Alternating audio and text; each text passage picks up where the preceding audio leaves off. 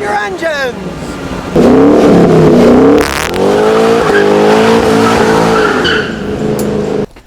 It's time for your mechanic car tips. Today I'm going to show you how you can change spark plugs in your vehicle. Now I don't like getting my hands dirty, so I wear these latex gloves. They work great. Now the first thing you want to know is when you're changing your spark plugs, do it on a cold engine. Because most engines have aluminum heads and the aluminum can easily rip. You want to work on it when it's cold. And you don't need many tools. A spark plug socket, an extension to reach into the hole, and a ratchet to make the whole thing turn. Now you have to access the spark plugs, so go to where the wires are, and you want to pull them off without breaking them. So wiggle them back and forth a little, then pull them out.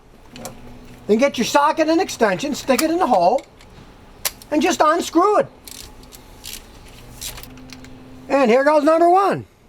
Then of course you have to buy new spark plugs. Now when you go to a store you're going to get millions of choices, but my advice is stay pretty much with what it came with. On these Japanese cars, use NGK or Nippon Denso, that's fine. It's always best to stick to whatever it was designed for in the first place.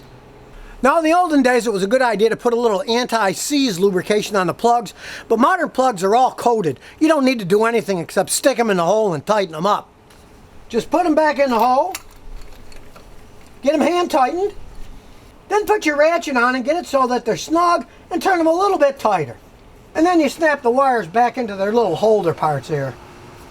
Now of course if you want to be an absolute fanatic, you can use a torque wrench and look up the specifications. In this case it's 15 foot-pounds. You use a torque wrench and you turn it on until it clicks at 15 pounds and then you don't turn it anymore. And of course change all the rest of the spark plugs too. You got to make them all run evenly. And there you have it. 4 brand new spark plugs in your engine, and it didn't take long at all. Now granted, there's some cars out there like many Chrysler V6 engines that the back intake manifold has to be taken off in order to get to the back 3 spark plugs. So in cases like that, you're best to pay your mechanic to do that one.